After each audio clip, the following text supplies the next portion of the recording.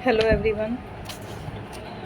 इस वीडियो में हम लोग मैरिज रिलेटेड जितने भी ऑब्जेक्टिव्स इम्पॉर्टेंट हैं उनको डिस्कस करेंगे। ओके, पहला क्वेश्चन है, हिंदुओं में आज विवाह के किस रूप का प्रचलन सबसे अधिक है? ठीक है, आप लोगों ने अलग अलग तरह के विवाह पढ़े हैं, मैंने पढ़ाए हैं विवाह के 8 स्वरूप जो प्राचीन समय में हिंदुओं में प्रचलित थे। ठीक है, उनमें से ही आपको 4 ऑप्शन दिए गए हैं और पूछा गया है कि आज के समय में कौन सा विवाह का स्वरूप प्रचलन में है। इसमें से आपका ऑप्शन पहला है आर्ष विवाह, दूसरा है प्रजापत्य विवाह, तीसरा है ब्रह्म विवाह और चौथा है गंधर्व विवाह। ठीक है, लिखने में थोड़ी मिस्टेक है, उसको ठीक कर लीजिएगा, गंधर्व विवाह। ठीक है, इनके बारे में मैंने आप लोगों को PDF भी प्रोवाइड करवाया है ना, तो उसको एक बार पढ़ लीजिए कि आर्ष विवाह क्या होता है, प्रजापत्य विवाह क्या होता है, ब्रह्म विवाह क्या होता है और गंधर्व विवाह क्या होता है। इस समय हम केवल ऑब्जेक्टिव्स डिस्कस कर रहे हैं, जिसमें से इसका आंसर हो जाएगा ऑप्शन नंबर 3 आपका ब्रह्म विवाह। ठीक है, आज के समय में विवाह का जो स्वरूप प्रचलन में है वो कौन सा है? ब्रह्म विवाह। ओके, नेक्स्ट,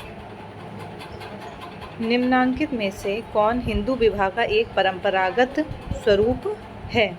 ठीक है, हिंदू विवाह का परंपरागत स्वरूप कौन सा है ना, जो हम लोगों ने, मैंने बताया कि हिंदू विवाह के जो 8 स्वरूप मैंने पढ़ाए हैं, 8 प्रकार जो पढ़ाए हैं जो प्राचीन समय में चलते थे, है ना, वो बताना है कि इनमें से कौन सा है। पहला है परीक्षा विवाह, दूसरा है हठ विवाह, तीसरा है विनिमय विवाह और चौथा है उपयुक्त में से कोई नहीं। इसमें आंसर होगा आपका उपयुक्त में से कोई नहीं, क्योंकि परीक्षा विवाह क्या है? एक जनजातीय विवाह है ना, जनजातियों में होने वाला विवाह है। हठ विवाह भी, विनिमय विवाह भी, जिसमें क्या है? एक्सचेंज किया जाता है। ठीक, तो ये तीनों ही प्रकार के विवाह जो आपके दिए हुए हैं आ, बा और सा में, ये तीनों ही जनजातीय विवाह हैं, ना कि हिंदू विवाह। ठीक है, तो इसलिए इसका आंसर हो जाएगा इनमें से कोई नहीं। नेक्स्ट, अगला क्वेश्चन है, वह नियम जिसके अनुसार किसी हिंदू को अपने गोत्र, है ना, अपने ही गोत्र में, अपने पिंड में तथा अपने प्रवर के अंदर विवाह करने की अनुमति नहीं दी जाती है, उसे क्या कहा जाता है ना। हम लोगों ने विवाह के नियम पढ़े हैं हिंदुओं में, अनुलोम विवाह, प्रतिलोम विवाह, अंतर विवाह, बहिर्विवाह, है ना, ये हिंदू विवाह के नियम हैं। आपके क्वेश्चन में पूछा गया है कि किसमें अपने ही गोत्र में, पिंड में और प्रवर में विवाह नहीं किया जाता है। ठीक है, अपने आप थोड़ा सा गैस करिए क्या होगा। ठीक है, इसमें 4 ऑप्शन दिए हैं, पहला है अंतर विवाह, दूसरा है अकुलीन विवाह, तीसरा है बहिर्विवाह और चौथा है गोत्रांश विवाह। ठीक है, तो इसका आंसर हो जाएगा आपका बहिर्विवाह। बहिर्विवाह का अर्थ हुआ कि अपने गोत्र, पिंड और प्रवर में विवाह ना करना, यानी कि उनके बाहर विवाह करना।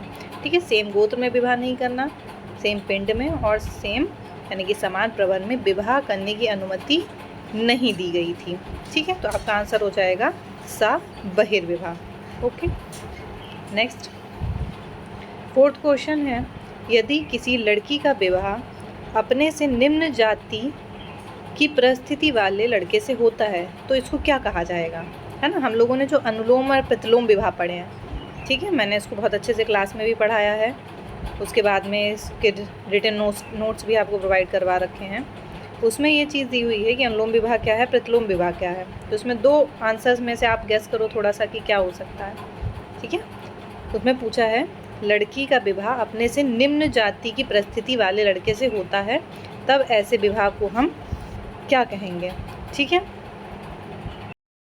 ठीक, इसको हम कहेंगे प्रतिलोम विवाह, यानी कि जब लड़की उच्च जाति, उच्च वर्ण, है ना, या उच्च परिस्थिति वाली होती है और उसका विवाह निम्न परिस्थिति वाले लड़के से होता है, तब ऐसे विवाह को हम प्रतिलोम विवाह कहते हैं। ठीक है, जस्ट इसके अपोजिट होता है अनुलोम विवाह, जिसमें लड़का उच्च परिस्थिति का होता है और लड़की निम्न परिस्थिति की होती है। ठीक है, लेकिन हमारा जो 4th क्वेश्चन है उसका आंसर होगा प्रतिलोम विवाह। ओके, नेक्स्ट, 5th क्वेश्चन है, निम्नांकित में से हिंदू विवाह के किस स्वरूप में वधू मूल्य का भुगतान एक प्रथा के रूप में किया जाता है? ठीक है, हम लोगों ने जो हिंदू विवाह के 8 प्रकार पढ़े हैं वही सब इसमें, उसमें से 4 ऑप्शन आपको दिए गए हैं, उनके बारे में आप पढ़ेंगे तब इसको गैस कर पाएंगे। ओके, ठीक है, अभी मैं केवल यहाँ पे आंसर डिस्कस करूँगी। आपका क्वेश्चन है बधू मूल्य किसमें दिया जाता है। ठीक है, बधू मूल्य का भुगतान एक प्रथा के रूप में कौन से प्रकार में किया जाता है। इसका ऑप्शन इसमें दिए हैं। पहला है आर्य, सॉरी आर्ष विवाह है बच्चों, आर्य नहीं है, ठीक करना, आर्ष विवाह। ठीक है, दूसरा है गांधर्व विवाह, तीसरा है असुर विवाह और चौथा है देव विवाह। ओके, तो इसमें जो आपका ऑप्शन नंबर सा है यानी कि सी वाला है असुर विवाह। ठीक है, ये आंसर होगा। असुर विवाह में बधू मूल्य दिया जाता है एक प्रथा के रूप में। ठीक है, नेक्स्ट क्वेश्चन है अंतर्विवाह का क्या अर्थ है ना। हम लोग जो अंतर्विवाह बहिर्विवाह पढ़ा है, अभी एक पीछे हम लोगों ने डिस्कस भी किया था क्वेश्चन में, तो उसमें बहिर्विवाह उसका ऑप्शन आंसर था, है ना। उसमें था कि अपने समान प्रवर पिंड गोत्र में विवाह ना करने को क्या कहते हैं, बहिर्विवाह। क्या उनसे बाहर विवाह करना होता है। अब इसमें पूछा है कि अंतर्विवाह का अर्थ क्या होता है। अंतर्विवाह का मतलब होता है जिसको हम क्या बोलते हैं, एंडोगेमी। एंडोगेमी मीन्स होता है कि अपनी ही जाति के अंदर विवाह करना। ठीक है, मैं पहले आपको ऑप्शन दिए हैं, है ना, अलग अलग, कि अपनी जाति के अंदर विवाह करना, दूसरा है अपने गांव के अंदर विवाह करना, तीसरा है अपने गोत्र में विवाह करना और चौथा है अपने पिंड के अंतर्गत विवाह करना। ठीक है, तो इसमें से अंतर्विवाह का मतलब होता है अपनी जाति के अंदर विवाह करना। जैसे पहले के समाज में था, या जैसे कि हम अगर कुछ समय पहले की बात करें, आज भी चलता है, लेकिन आज इतना ज़्यादा स्ट्रिक्टली उसको फॉलो नहीं किया जा सकता है क्योंकि कानून बन गए हैं, है ना। तो कानून हमको अलाउ करता है किसी भी जाति में विवाह करने के लिए, लेकिन पहले के समय में जब कानून को इतनी मान्यता नहीं देते थे, लोग इतने स्ट्रिक्टली नहीं फॉलो करते थे, तब क्या था, लोग होते थे जो वो, उनको बोला जाता था कि आप अपनी ही जाति में विवाह करिए। अगर आप अपनी जाति में विवाह नहीं करते हैं तो आपका क्या करेंगे, बहिष्कार कर देते थे। कई बार उन्हें गाँव से निकाल दिया जाता था, मार दिया जाता था। ठीक है, इसलिए अंतर्विवाह प्रचलन में था, यानी कि अपनी ही जाति में विवाह करना कहलाता है अंतर्विवाह। ओके, नेक्स्ट क्वेश्चन है बच्चों 7th, निम्नांकित में से कौन सा सेट हिंदू विवाह के स्वरूप को सही रूप से दर्शाता है। ठीक है, आपको बताना है हिंदू मैरिज के प्रकार इसमें से कौन कौन से हैं। ठीक है, जो 8 प्रकार बताए हैं बहुत इंपॉर्टेंट है, उनको पढ़ना है। अगर आपको ना पता हो तो मुझे कमेंट्स में बताइएगा, मैं उसके लिए अलग से एक वीडियो बना दूंगी आपका, जिसमें हिंदू विवाह के 8 प्रकार डिस्क्राइब कर दिए जाएंगे। ठीक है, पहला है, इसमें दिया है ब्रह्म विवाह, आर्य विवाह, हरण विवाह और क्रम। ठीक है, क्रय विवाह, क्रम नहीं है, क्रय है। ठीक है, अब इसमें से ब्रह्म विवाह हिंदू विवाह का प्रकार है, बिल्कुल ठीक है। आर्ष विवाह भी है। क्या हरण विवाह हिंदू विवाह का प्रकार है? नहीं, हरण विवाह क्या है, जनजातीय विवाह है। क्रय विवाह ये भी एक जनजातीय विवाह है। ठीक है, तो हमारा पहला ऑप्शन कट हो जाएगा। दूसरा ऑप्शन दिया है प्रजापत्य विवाह, दैव विवाह, परीक्षा विवाह और पलायन विवाह। इसमें से प्रजापत्य और दैव तो आपके हिंदू विवाह हैं, लेकिन परीक्षा और पलायन विवाह हिंदू विवाह नहीं है, ये जनजातीय प्रकार के विवाह हैं। ठीक है, तो ये भी ऑप्शन कट हो जाएगा, ये भी हिंदू विवाह के चारों स्वरूप नहीं है। तीसरा है ब्रह्म विवाह, आर्ष विवाह, असुर विवाह और राक्षस विवाह। अब ब्रह्म विवाह भी आपका हिंदू विवाह का एक प्रकार है, आर्ष विवाह भी है, असुर विवाह भी है और राक्षस विवाह भी, यानी कि चारों ही हिंदू विवाह के प्रकार हैं। आपका आंसर नंबर सा सही हो जाएगा, यानी कि 3rd आपका जो ऑप्शन है ये बिल्कुल सही है। 4th भी देख लेते हैं, दैव विवाह, गांधर्व विवाह, आर्ष विवाह और विनिमय विवाह। इसमें से दैव, गांधर्व और आर्ष ये आपके हिंदू विवाह के प्रकार हैं, परंतु विनिमय विवाह एक जनजातीय विवाह है, इसलिए ऑप्शन नंबर द कैंसिल हो जाएगा। ठीक है, तो इसका आंसर होगा आपका सा। नेक्स्ट 8th है मुस्लिम विवाह है एक। मुस्लिम विवाह क्या है, इसमें आपको 4 ऑप्शन दिए गए हैं। ठीक है, पहला है सामाजिक प्रतिफल, दूसरा है सामाजिक अनुबंध, तीसरा है धार्मिक समझौता, या चौथा है सामाजिक सहमति। ठीक है, हम लोगों ने पढ़ा है इसके बारे में, मैंने क्लास में भी आपको डिस्कस करा हुआ है कि मुस्लिम विवाह एक प्रकार का सामाजिक अनुबंध होता है ना, यानी कि सोशल कॉन्ट्रैक्ट होता है। उसमें 2 लोगों के बीच में अनुबंध किया जाता है। ठीक है, तो मुस्लिम विवाह एक प्रकार का सामाजिक अनुबंध है या कॉन्ट्रैक्ट है। नेक्स्ट, मुसलमानों में परंपरागत अस्थायी विवाह का नाम है। यानी कि मुस्लिम्स में हम लोगों ने अलग अलग, मैंने इसके बारे में आपको एक हैंड रिटन नोट्स प्रोवाइड करवाए थे, जिसमें हम लोगों ने हिंदू विवाह के प्रकार, मुस्लिम विवाह के प्रकार, है ना, उनमें तलाक कितने प्रकार के होते हैं, जनजातीय विवाह के प्रकार, कौन कौन से प्रकार के जनजातीय विवाह हैं, है ना, किस विवाह में क्या होता है, और ये बहुत इम्पॉर्टेंट है सारे ही। उसी में से आपका एक क्वेश्चन बना है कि मुसलमानों में परंपरागत अस्थायी विवाह का नाम क्या है ना, अस्थायी विवाह जो कि स्थायी नहीं है। ठीक है, तो आप उसको क्या बोलेंगे, जो टेम्परेरी होता है, कुछ समय के लिए। तो इस प्रकार के विवाह को हम क्या कहते हैं? इसमें 4 ऑप्शन है, मुताह, सदक, निकाह या इनमें से कोई नहीं। इसमें आपका आंसर हो जाएगा मुताह।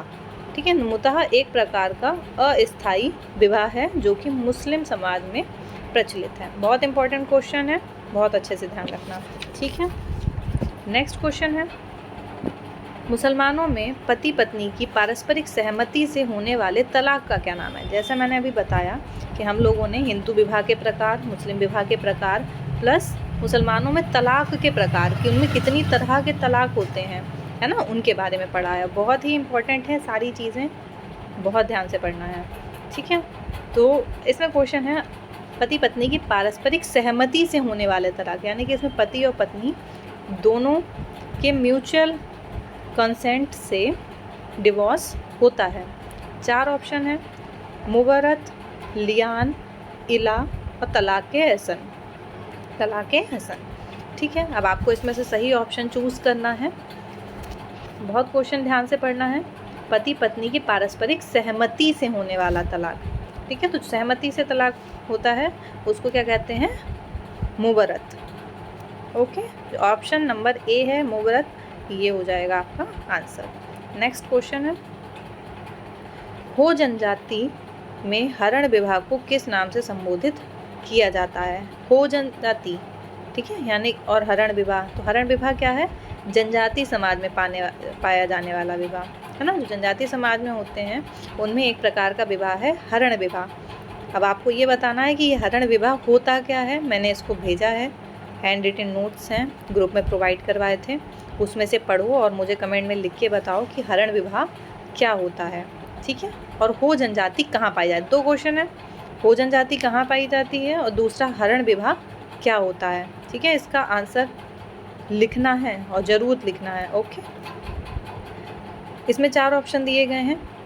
पोंगियोथुर, यानी कि हो जनजाति में जो हरण विवाह होता है उसको वो लोग क्या कहते हैं?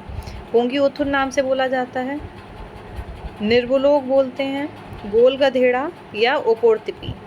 ठीक है, अब बताओ इसमें से क्या हो जाएगा? इसका आंसर ये भेजा हुआ है मैंने, थोड़ा सा अपने आप ध्यान करो कि क्या होना चाहिए इसका आंसर। ठीक है, हो जनजाति में जो हरण विवाह होता है उसको कहते हैं ओपोर्तिपी। ठीक है, कई जगह ऊपर टपर भी लिखा होता है, ओपोर्तिपी भी लिखा होगा। ठीक है, अच्छा, और इसके बारे में जो भी चीज़ नहीं समझ में आ रही है वो मुझे बताना, हम उसको डिस्कस करेंगे आगे। ठीक है, नेक्स्ट क्वेश्चन है, आपका आंसर हो जाएगा 11वें क्वेश्चन का ओपोर्तिपी। ठीक है, नेक्स्ट 12वां नेक्स्ट क्वेश्चन है आपका, संथाल जनजाति में युवक द्वारा किसी सार्वजनिक स्थान पर बलपूर्वक लड़की की मांग में सिंदूर भर के उससे किए जाने वाले विवाह का नाम है। यानी कि एक आपकी जनजाति पाई जाती है संथाल, ठीक है ना, उसमें क्या होता है कि एक स्थान पर ज़बरदस्ती लड़की की मांग में सिंदूर भर दिया जाता है, ठीक है, सभी के सामने। तो ये वहाँ पे एक पाए जाने वाले विवाह का प्रकार है ना। तो उन्होंने पूछा है इस विवाह का नाम वहाँ पे क्या है, यानी कि संथाल जनजाति में जो लड़की की मांग में सिंदूर भर देता है सभी के सामने, इस तरीके से होने वाले विवाह को संथाल जनजाति में क्या कहा जाता है। ठीक है, इसमें आपको 4 ऑप्शन दिए हैं। ओपोर्तिपी तो हो जनजाति में होता है, वो कैसा है? एक हरण विवाह है, पहला ऑप्शन कैंसिल। दूसरा है पोंगियोथुर, तीसरा है इतुल बापला, या फिर 4th है इनमें से कोई भी नहीं। ठीक है, इसमें आपका आंसर हो जाएगा इतुत बापला। संथाल जनजाति में ये जो विवाह का प्रकार है उसको कहते हैं इतुत बापला। ओके, ठीक है। वेरी इंपॉर्टेंट क्वेश्चंस, 12 के 12 क्वेश्चंस बहुत इंपॉर्टेंट हैं। और जो कुछ भी नहीं समझ में आ रहा है वो मुझको बताना, उससे रिलेटेड हम लोग दोबारा डिस्कस करेंगे, ठीक है। इन सभी क्वेश्चंस को तैयार करो। ओके, ठीक है। आज के लिए इतना। Thank you.